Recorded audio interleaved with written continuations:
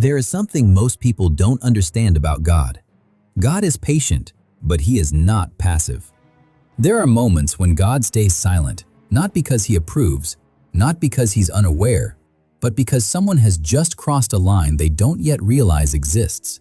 And that line is touching someone God has chosen. Most people think danger is loud. They expect warning signs. They expect chaos. But in the spiritual realm, the most dangerous moment is when everything goes quiet. Because silence means heaven has taken notice. This message is not meant to create fear. It's meant to create awareness. Because there are patterns in Scripture, patterns in history, and patterns in real life that repeat themselves again and again. And once you see them, you can't unsee them. Being chosen by God has never meant an easy life. If anything, it marks someone for resistance. Joseph was chosen and betrayed by his own brothers. Moses was chosen and rejected by the very people he came to save. David was chosen and hunted like an enemy before he ever became king. Chosen doesn't mean perfect. It doesn't mean sinless. It doesn't mean superior. Chosen means assigned. Assigned to carry light into places where darkness feels comfortable. That's why opposition often appears early. That's why resistance shows up unexpectedly. That's why attacks feel personal. It's not random, it's recognition.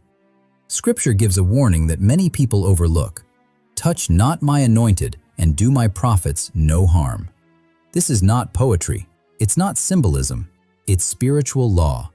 You don't need to know someone is chosen for the consequences to apply. Just like gravity works whether you believe in it or not, spiritual laws operate whether you acknowledge them or not. Here's what most people misunderstand. God often allows the attack first. Not because He is slow, not because He is weak, but because exposure requires contrast.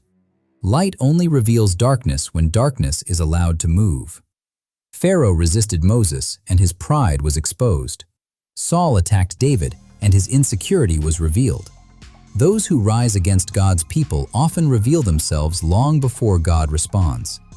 God's silence is not absence, it's permission. Permission for motives to surface.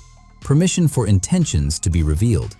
Permission for patterns to become undeniable. That's why the consequences rarely look dramatic at first. They don't arrive as lightning bolts. They arrive as disorder. Confusion begins to grow. Peace begins to fade. Decisions become impulsive. Relationships start to fracture. Not punishment, removal. Because sometimes God doesn't strike. Sometimes He simply steps back. And when God removes His hand of restraint, people fall apart on their own. Herod touched John the Baptist. Nothing happened immediately, but Scripture says he was later struck down after accepting glory that belonged to God. Judas betrayed Jesus. No fire fell from the sky, but guilt became unbearable once peace was removed. God does not rush justice, He perfects it. That's why time itself often becomes the instrument. God doesn't defend emotionally, He defends strategically. He allows people to overplay their hand, to say too much, to act too boldly, to expose what was once hidden. That's why the chosen person often doesn't have to respond at all. Silence isn't weakness. Silence is positioning. If you are watching this and you've been misunderstood, misrepresented, or targeted without cause, this part is for you. God saw what they did in private. God heard what they said in secret. God recorded what you never defended. You don't need revenge. You don't need explanations. You don't need to prove anything. You need alignment. Because when God responds, He does it without noise, without apology, and without error. This message is not a threat. It's a boundary. If you are opposing someone God is shaping, stop. If you are mocking someone God is refining, reconsider. Because heaven keeps accounts longer than humans keep grudges. People fear darkness. People fear curses. People fear the unknown. But darkness fears discipline. And nothing is more disciplined than a chosen child of God who stays obedient while under attack.